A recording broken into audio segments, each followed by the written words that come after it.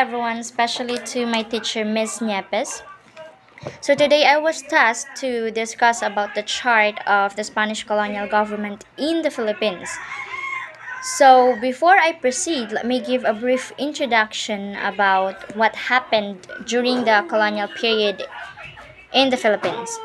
Spain established a centralized colonial government in the Philippines that was composed of national government and the local government that administered provinces, cities, towns, and municipalities.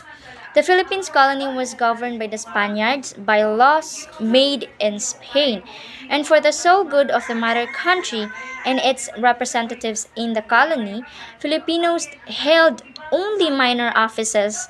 They were not given the benefits of public education, and their rights and wishes were almost completely ignored.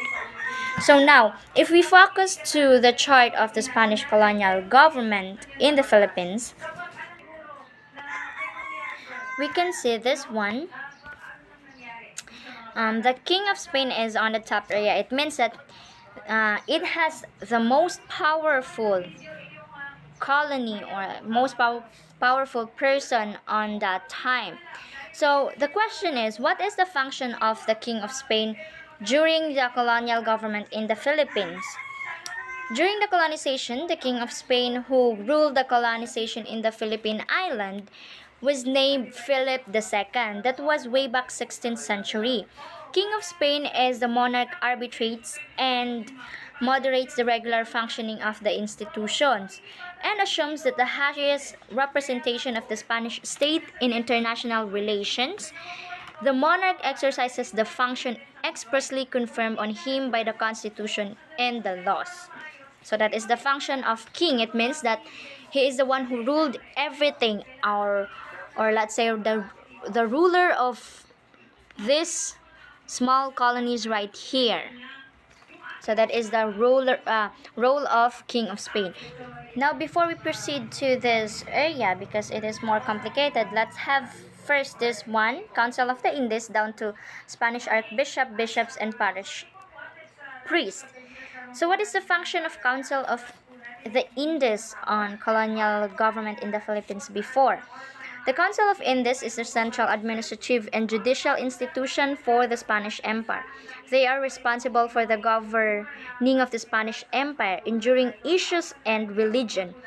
During the reign of Philip II, the council gained independence from the colonial or Council of Castle and was able to take more control of the Spanish territories. There are three persons under the Council of Indies that is very well known before. The first one is Pedro Moya de Contreras, former Archbishop of Mexico and President of the Council of Indies. The second one is Luis de Velasco II, Marquess de Salinas Viceroy of New Spain and of Peru. Later, Mr. Velasco became the President of the Council of the Indies. The last one is Juan de Solarzano Pereira. He is the member of the Council of the Indies.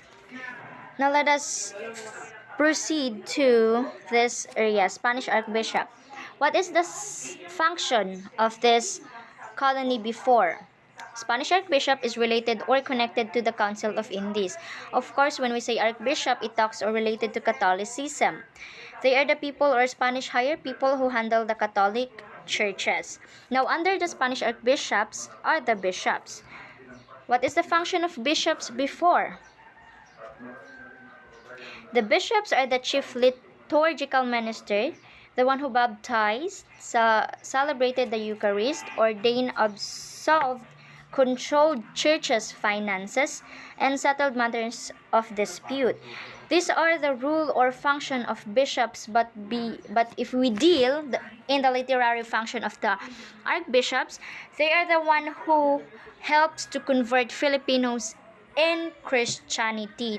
Now, under the bishops are the parish priests, and also known as the friar. So the function of priest, they are the one who supervise the election of the gobernadorcillo and cabeza. They are the one who keep the list of residents of the town. Friar's signature had to be seen in all financial papers of the town. The friars also serve as the mediators who quelled insurrections. So as you can see, based on the statement, the priests or the friars during the colonial period in the Philippines is considered as one of the most powerful yet important people in colonial period. Now, since we are done in this Council of the Indies, Spanish Archbishop, bishops, down to parish priest, let us focus now on this area in which very complicated. The first one is the Spanish Viceroy in Mexico. What is the purpose of Spanish Viceroy in Mexico in connection to the King of Spain? Because you see the line up here, King of Spain is connected to Spanish Viceroy in Mexico. Since Spain was far from the country, the Spanish king ruled the islands through the Viceroy of Mexico, which was another Spanish colony. Their official powers and duties were extensive. The collection and augmentation of royal revenues, the nomination of lesser colony officials, the both civil and ecclesiastical, the enforcement of the laws, the protection of the Indians in their conversion to the Christianity are the functions of the Spanish Viceroy. So there are two people right here that is well known on that time, that is under the colony of Spanish Viceroy, which is administered or under the administration of King Philip II. The first one is Francisco Xenos, Dean of the Audiencia, and Gaston Garillo de Peralta y Bosquet, the third Marquess of Falses. So let's proceed to the other colony, which is the Spanish Governor General in Manila under the Spanish Viceroy. What is the function of this GG or the Governor General? When Mexico regained its freedom in 1821, the Spanish king ruled the Philippines through a Governor General. The Governor General in Manila or of the Philippines was the little of the government executive during the colonial period of Spain and the United States. They were also representatives of the executive of the ruling power. The Governor General himself, appointed by the king, began to appoint his own civil and military governors who ruled directly. Central government in Manila retained in medieval caste until the 19th century, and the Governor General was so powerful that he was often like to an independent monarch. The Governor General enforced Spanish laws and royal decrees in the Philippines. He appointed all subordinate officials, including alcaldes, mayors, the provincial governors, for his legislative power. He enacted and issued laws, regulations, and decrees. Now let's go first to the Royal of Audiencia. So that is the function of Spanish Governor General, okay? He is also considered as the independent monarch, the one who also ruled other colonies, the one who created laws. As the third one is the Royal Audiencia. So what is the function of Royal Audiencia? So apart from its judicial function, the Royal Audiencia serve as an advisory body of the Governor General. Again, it served as the advisory body of the Governor General and had the power to check and report on his abuses. The Audiencia also audited the expenditures of the colonial government and sent a yearly report to Spain. So that is the function of Royal Audiencia, the one who checked and report all the audited expenditures of the colonial government. Now let's focus and proceed to the alcalde mayors or provincial alcalde mayors. This one, yes.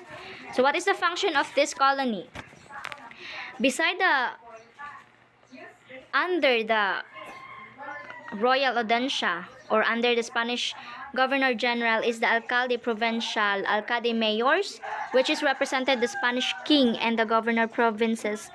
They manage the day-to-day operation of the provincial government, implemented laws, and supervise the collection of taxes. Beside the provincial alcaldes is the city alcaldes. So what is the function of city alcaldes? From the 19th century, the alcalde had the dual character of leader of the local council and representative of the central government. His duties became mainly administrative with sacredly and judicial functions. Alcaldes, he deharmanded in Spanish word, were minor municipal officials with police and judicial powers. With police and judicial powers. Now, under provincial alcaldes is the gobernadorcillos. The function of gobernadorcillos, this one, was a municipal judge or a governor in the Philippines during the Spanish colonial period, who carried out in a town to combine charges of responsibilities of leadership, economic and judicial administration. Gobernadorcillos were responsible for the provincial governor for the condition of their affairs in their respective towns and for the due payment of taxes. The last colony is the Cabeza de Barangay, also known as the chairman of the barangay, which also known was the Teniente del Barrio, was the leader or chief of barangay or barrio in the Philippines during the Spanish colonial period. The post was inherited from the first datus who became Cabezas de Barangay when the Manila Independent Barangay became tributary vassals of Spanish Empire. The Cabeza de Barangay is responsible for the peace and order of the barrio and recruited men of the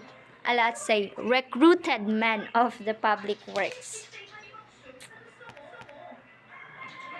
So that is the functions of the colonies on this chart of Spanish colonial government in the Philippines. I hope you got just a little information based on what I've discussed. So I have another chart right here that I need to discuss.